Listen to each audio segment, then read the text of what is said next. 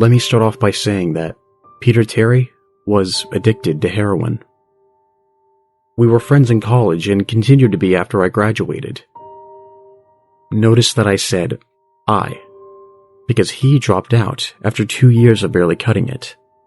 After I moved out of the dorms and into a small apartment, I didn't see Peter as much. We would talk online every now and then. AIM was king in pre-Facebook years. But there was a period where he wasn't online for about 5 weeks straight. I wasn't worried. He was a pretty notorious flake and a drug addict, so I just assumed he stopped caring. Then one night I saw him log on.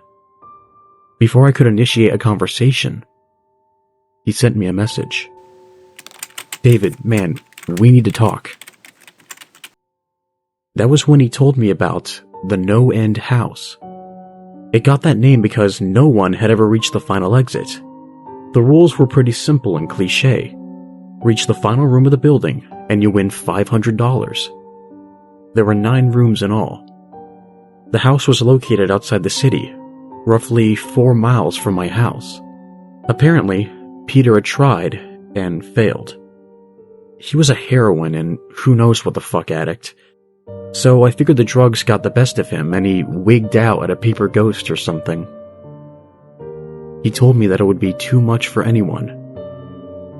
That it was unnatural. I didn't believe him. I told him I would check it out the next night, and no matter how hard he tried to convince me otherwise, $500 sounded way too good to be true. I had to go. I set out the following night. When I arrived, I immediately noticed something strange about the building. Have you ever seen or read something that shouldn't be scary? But for some reason, a chill crawls up your spine. I walked toward the building, and the feeling of uneasiness only intensified as I opened the front door. My heart slowed, and I let a relieved sigh leave me as I entered. The room looked like a normal hotel lobby decorated for Halloween. A sign was posted in place of a worker. It read, "Room 1, this way. 8 more follow. Reach the end and you win." I chuckled and made my way to the first door. The first area was almost laughable. The decor resembled the Halloween aisle of a Kmart, complete with sheet ghosts and animatronic zombies that gave a static growl when you passed by. At the far end was an exit. It was the only door besides the one I entered through. I brushed through the fake spiderwebs and headed for the second room. I was greeted by fog as I opened the door to room 2. The room definitely upped the ante in terms of technology. Not only was there a fog machine, but a bat hung from the ceiling and flew in circles. Oh my god, scary! They seemed to have a Halloween soundtrack that one would find in a 99-cent store on loop somewhere in the room. I didn't see a stereo, so I guess they must have used a PA system? I stepped over a few toy rats that wheeled around and walked with a puffed chest across to the next area. I reached for the doorknob, and my heart sank to my knees. I did not want to open that door. A feeling of dread hit me so hard I could barely even think. Logic overtook me after a few terrified moments and I shook it off and entered the next room. Room 3 is where things began to change.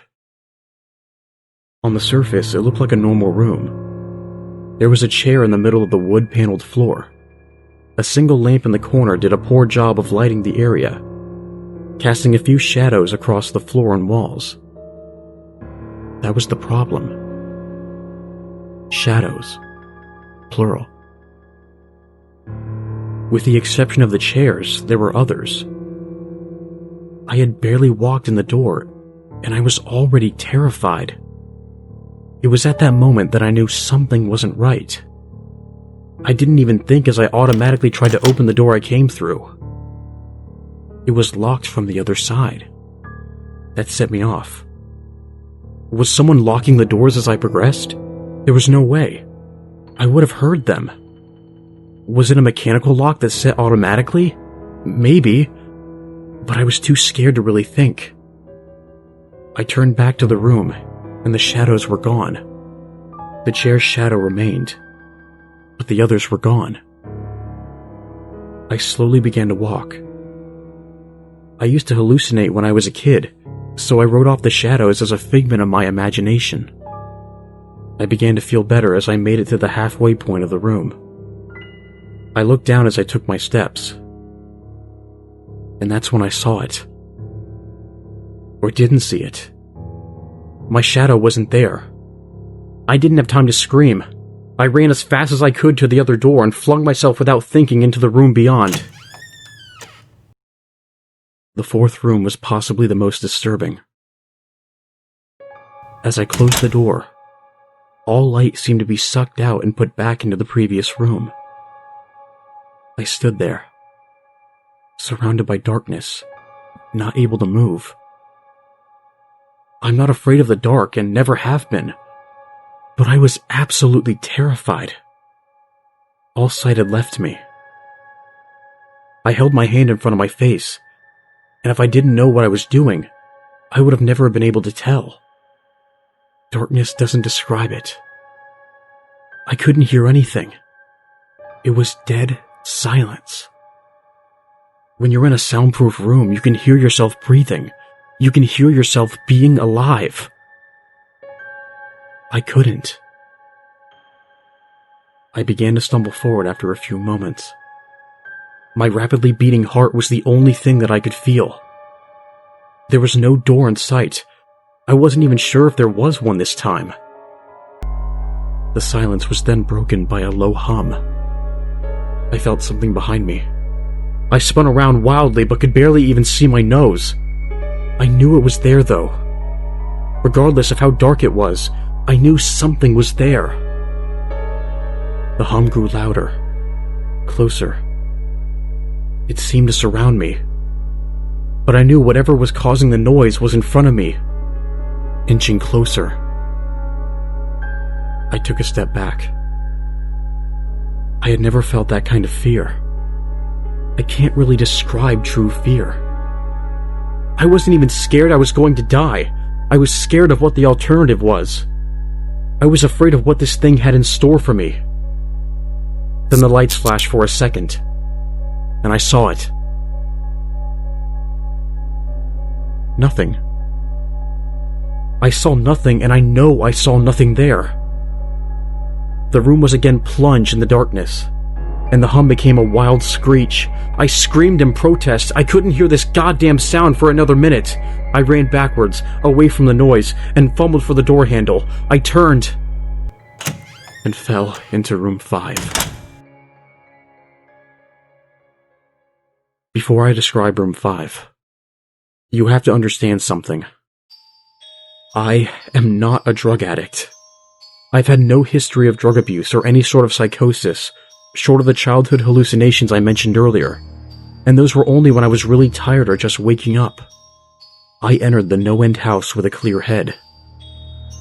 After falling in from the previous room, my view of room 5 was from my back, looking up at the ceiling. What I saw didn't scare me. It simply surprised me. Trees had grown into the room and towered above my head. The ceilings in this room were taller than the others, which made me think I was in the center of the house. I got up off the floor, dusted myself off, and took a look around. It was definitely the biggest room of them all. I couldn't even see the door from where I was. Various brush and trees must have blocked my line of sight with the exit. Up to this point, I figured the rooms were going to get scarier. But this was a paradise compared to the last room. I just assumed whatever was in room 4 stayed back there. I was incredibly wrong. As I made my way deeper into the room, I began to hear what one would hear if they were in a forest. Chirping bugs and the occasional flap of birds seemed to be my only company in this room. That was the thing that bothered me the most. I heard the bugs and other animals, but I didn't see any of them. I began to wonder how big this house was. From the outside, when I first walked up to it, it looked like a regular house. It was definitely on the bigger side, but this was almost a full forest in here. The canopy covered my view of the ceiling, but I assumed it was still there, however high it was. I couldn't see any walls either. Still inside was that the floor matched the other rooms. The standard dark wood paneling. I kept walking, hoping that the next tree I passed would reveal the door. After a few moments of walking, I felt a mosquito fly onto my arm. I shook it off and kept going. A second later, I felt about 10 more land on my skin at different places. I felt them crawl up and down my arms and legs, and a few made their way across my face. I flailed wildly trying to get them all off, but they just kept crawling. I looked down and let out a muffled scream. More like a whimper, to be honest. I didn't see a single bug. Not one bug was on me, but I could feel them crawl. I heard them fly by my face and sting my skin, but I couldn't see a single one. I dropped to the ground and began to roll wildly. I was desperate. I hated bugs, especially ones that I couldn't see or touch. But these bugs could touch me, and they were everywhere. I began to crawl. I had no idea where I was going. The entrance was nowhere in sight, and I still hadn't even seen the exit. So I just crawled, my skin wriggling with the presence of those phantom bugs. After what seemed like hours, I found the door. I grabbed the nearest tree and propped myself up, mindlessly slapping my arms and legs to no avail. I tried to run, but I couldn't. My body was exhausted from crawling and dealing with whatever it was that was on me. I took a few shaky steps to the door, grabbing each tree on my way for support. It was only a few feet away when I heard it. The low hum from before. It was coming from the next room, and it was deeper. I could almost feel it inside my body, like when you stand next to an amp at a concert. The feeling of the bugs on me lessened as the hum grew louder. As I placed my hand on the doorknob, the bugs were completely gone. But I couldn't bring myself to turn the knob. I knew that if I let go, the bugs would return, and there was no way I would make it back to room 4. I just stood there, my head pressed against the door marked 6, and my hand shakily grasping the knob. The hum was so loud I couldn't even hear myself pretend to think. There was nothing I could do but move on. Room 6 was next. And room 6 was hell. I closed the door behind me, my eyes held shut and my ears ringing. The hum was surrounding me. As the door clicked into place, the hum was gone. I opened my eyes in surprise, and the door I had shut was gone. It was just a wall now. I looked around in shock. The room was identical to room 3. The same chair and lamp, but with the correct amount of shadows this time. The only difference was that there was no exit door and the one I came through was gone. As I said before, I had no previous issues in terms of mental instability. But at that moment, I fell into what I now know was insanity. I didn't scream. I didn't make a sound. At first, I scratched softly. The wall was tough, but I knew the door was there, somewhere. I just knew it was. I scratched at where the doorknob was. I clawed at the wall frantically with both hands, my nails being filed down to the skin against the wood. I fell silently to my knees. The only sound in the room was the incessant scratching against the wall. I knew it was there. The door was there. I knew it was just there. I knew if I could just get past this wall. "Are you all right?" I jumped off the ground and spun in one motion. I leaned against the wall behind me and saw what it was that had spoke to me. To this day, I regret ever turning around. There was a little girl. She was wearing a soft, white dress that went down to her ankles. She had long blonde hair to the middle of her back, and white skin and blue eyes. She was the most frightening thing I'd ever seen, and I know that nothing in my life will ever be as unnerving as what I saw in her. While looking at her, I saw something else. Where she stood, I saw what looked like a man's body, only larger than normal and covered in hair.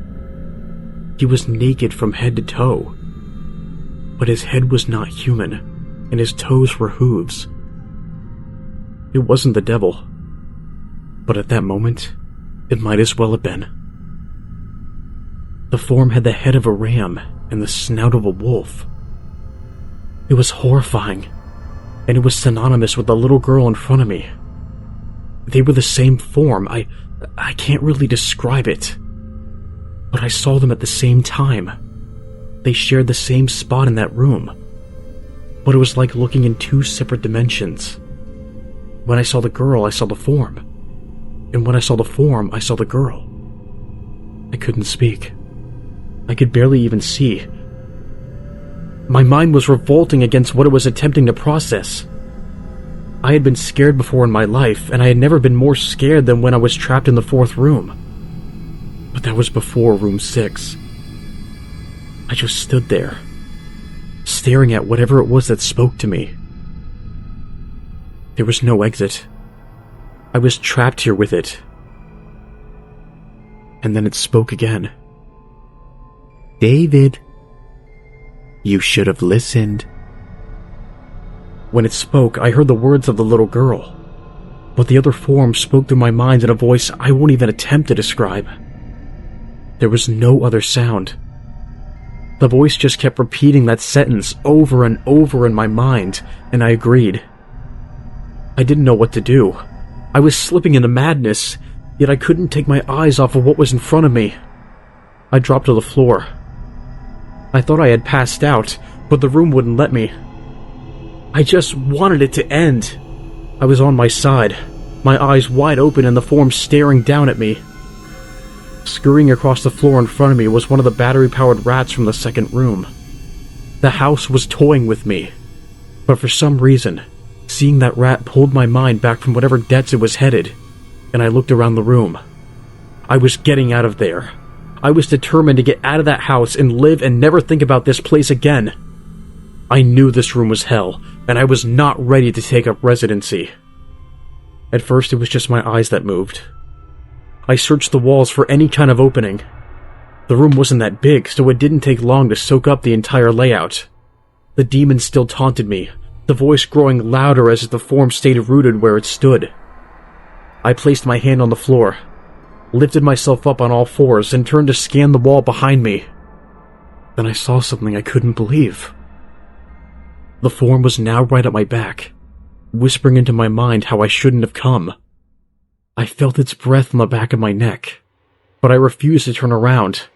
A large rectangle was scratched into the wall, with a small dent chipped away in the center of it. Right in front of my eyes, I saw a large 7 I had mindlessly etched into the wall. I knew what it was. Room 7 was just beyond that wall, where room 5 was moments ago. I didn't even know how I'd done it. Maybe it was just my state of mind at the time, but I had created the door. I knew I had. In my madness, I had scratched into the wall what I needed the most, an exit to the next room. Room 7 was close. I knew the demon was right behind me, but for some reason, it couldn't touch me. I closed my eyes and placed both hands on the large 7 in front of me. I pushed as hard as I could. The demon was screaming in my ear. It told me that I was never leaving. It told me that this was the end, but I wasn't going to die. I was going to live in room 6 with it. I wasn't. I pushed and screamed at the top of my lungs. I knew I was going to push through the wall eventually. I clenched my eyes shut and screamed. And the demon was gone. I was left in silence. I turned around slowly and was greeted by the room as it was when I entered. Just a chair and a lamp. I couldn't believe it. But I didn't have time to well. I turned back to the 7 and jumped back slightly. What I saw was a door. It wasn't the one I'd scratched in, but a regular door with a large 7 on it. My whole body was shaking. It took me a while to turn the knob. I just stood there for a while, staring at the door. I couldn't stay in room 6. I couldn't. But if this was only room 6, I couldn't imagine what 7 had in store. I must have stood there for an hour, just staring at the 7. Finally, with a deep breath, I twisted the knob and opened the door to room 7. I stumbled through the door mentally exhausted and physically weak. The door behind me closed, and I realized where I was. I was outside. Not outside like room 5, but actually outside. My eyes stung. I wanted to cry. I fell to my knees and tried, but I couldn't. I was finally out of that hell. I didn't even care about the prize that was promised. I turned and saw that the door I just went through was the entrance. I walked to my car and drove home, thinking about how nice a shower sounded. As I pulled up to my house, I felt uneasy. The joy of leaving NoEnd House had faded, and dread was slowly building in my stomach. I shook it off as a residual from the house and made my way to the front door. I entered and immediately went up to my room. There on my bed was my cat, Baskerville. He was the first living thing I'd seen all night, and I reached to pet him. He hissed and swiped at my hand. I recoiled in shock, as he had never acted like that. Whatever, I thought. He's an old cat. I jumped in the shower and got ready for what I was expecting to be a sleepless night. After my shower, I went to the kitchen to make something to eat. I descended the stairs and turned into the family room. What I saw would be forever burned into my mind. My parents were lying on the ground, naked, covered in blood. They were mutilated to near unidentifiable states. Their limbs were removed and placed next to their bodies, and their heads were placed on their chests facing me. The most unsettling part was their expressions. They were smiling, as though they were happy to see me. I vomited and sobbed there in the family room. I didn't know what had happened. They didn't even live with me at the time. I was a mess. And then I saw it. A door that was never there before. A door with a large 8 scrawled on it in blood. I was still in the house. I was standing in my family room, but I was in room 7. The faces of my parents smiled wider as I realized this. They weren't my parents. They couldn't be. But they looked exactly like them. The door marked 8 was across the room, behind the mutilated bodies in front of me. I knew I had to move on, but at that moment, I gave up. The smiling faces tore into my mind. They grounded me where I stood.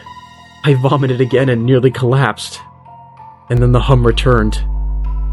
It was louder than ever, and it filled the house and shook the walls. The hum compelled me to walk. I began to walk slowly, making my way closer to the door and the bodies. I could barely stand, let alone walk, and the closer I got to my parents, the closer I came to suicide. The walls were now shaking so hard it seemed as though they were going to crumble. But still, the faces smiled at me. As I inched closer, their eyes followed me. I was now between the two bodies, a few feet away from the door. The dismembered heads clawed their way across the carpet toward me. All the while, the faces continued to stare. New terror washed over me, and I walked faster.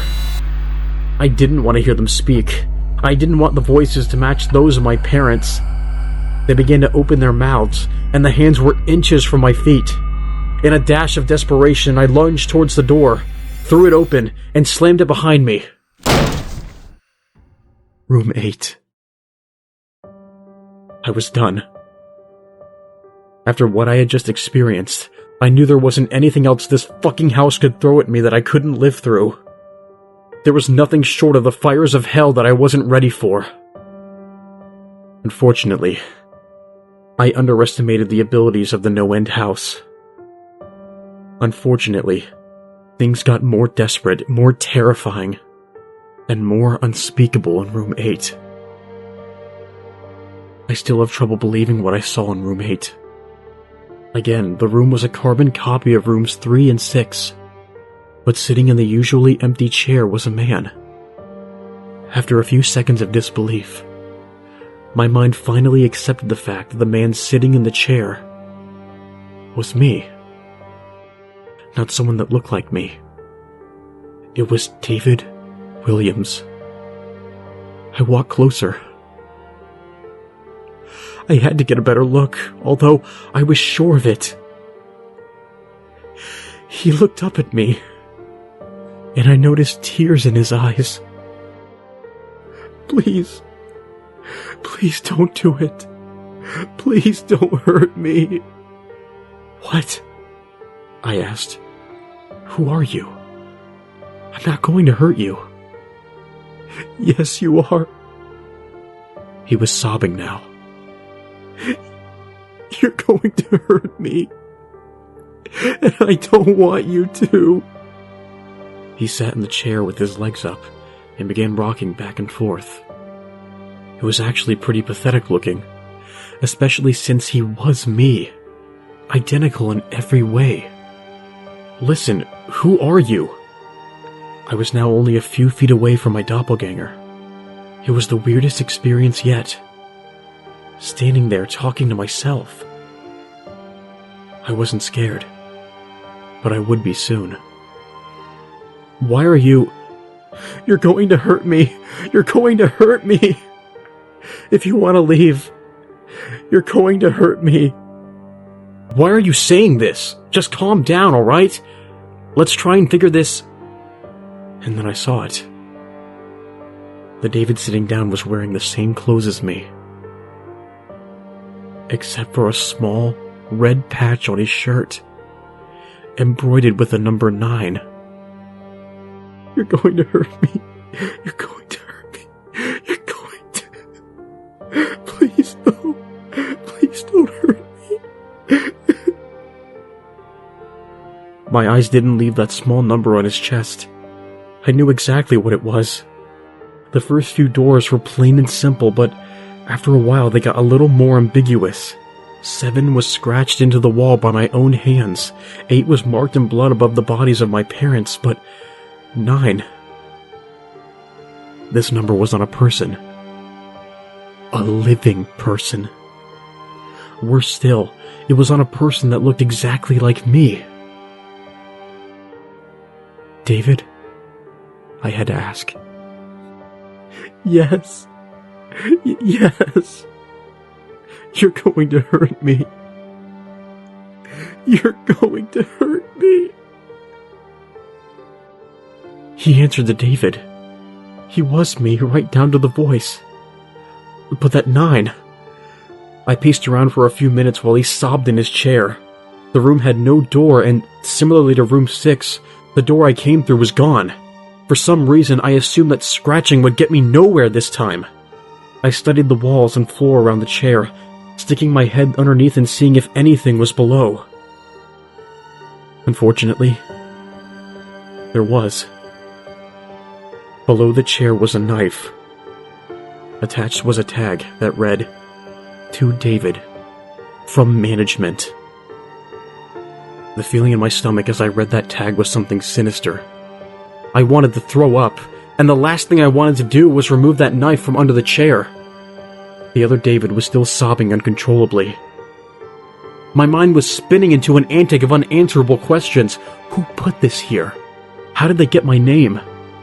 Not to mention the fact that, as I knelt on the cold wood floor, I also sat in that chair, sobbing in protest of being hurt. By myself. It was all too much to process. The house and the management had been playing with me this whole time. My thoughts for some reason turned to Peter and whether or not he got this far. If he did, if he met a Peter Terry sobbing in this very chair, rocking back and forth. I shook those thoughts out of my head. They didn't matter. I took the knife from under the chair. And immediately, the other David went quiet. "David?"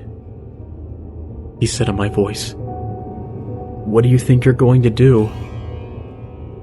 I lifted myself off the ground and clutched the knife in my hand.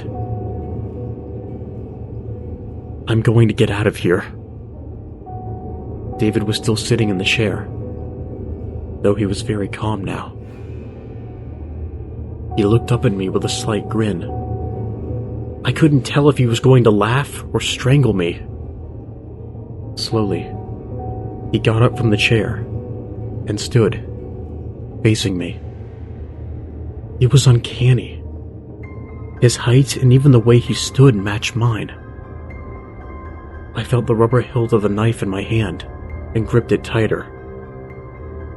I don't know what I was planning on doing with it, but I had a feeling I was going to need it. "Now." His voice was slightly deeper than my own. "I'm going to hurt you. I'm going to hurt you, and I'm going to keep you here." I didn't respond. I just lunged and tackled him to the ground. I had mounted him and looked down, knife poised and ready. He looked up at me, terrified. It was like I was looking into a mirror. And then the hum returned, low and distant, though I still felt it deep in my body. David looked up at me as I looked down at myself. The hum was getting louder, and I felt something inside me snap. And with one motion, I slammed the knife into the patch on his chest and ripped down. Blackness fell into the room, and I was falling. The darkness around me was like nothing I had experienced up to that point. Room 4 was dark, but it didn't come close to what was completely engulfing me. I wasn't even sure if I was falling after a while. I felt weightless, covered in dark, and a deep sadness came over me. I felt lost, depressed, and suicidal. The sight of my parents entered my mind. I knew it wasn't real, but I had seen it. And the mind has trouble differentiating between what is real and what isn't. The sadness only deepened. I was in room 9 for what seemed like days. The final room. And that's exactly what it was. The end. NoEnd House had an end, and I had reached it. At that moment, I gave up. I knew I would be in that in-between state forever, unaccompanied by nothing but darkness. Not even the hum was there to keep me sane. I had lost all senses. I couldn't feel myself. I couldn't hear anything. Sight was completely useless here. I searched for a taste in my mouth and found nothing. I felt disembodied and completely lost. But I knew where I was. This was hell. Room 9 was hell. And then it happened. A light. One of those stereotypical lights at the end of the tunnel. I felt ground come up from below me, and I was standing. After a moment or two of gathering my thoughts and senses, I slowly walked towards the light. As I approached the light, it took form. It was a vertical slit down the side of an unmarked door. I slowly walked through the door, and found myself back where I started. The lobby of NoEnd House. It was exactly how I left it. Still empty, still decorated with childish Halloween decorations. After everything that had happened that night, I was still wary of where I was. After a few moments of normalcy, I looked around the place trying to find anything different. And on the desk was a plain white envelope with my name handwritten on it. Immensely curious, yet still cautious, I mustered up the courage to open the envelope. And inside was a letter, again handwritten. David Williams, congratulations, you have made it to the end of NoEnd House. Please accept this prize as a token of great achievement. Yours forever, Management. And with the letter were 5 $100 bills.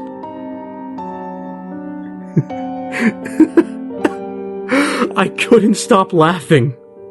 I laughed for what seemed like hours. I laughed as I walked out to my car. And I laughed as I drove home. And I laughed as I pulled into my driveway. And I laughed as I opened the front door to my house. And I laughed as I saw the small 10 etched into the wood.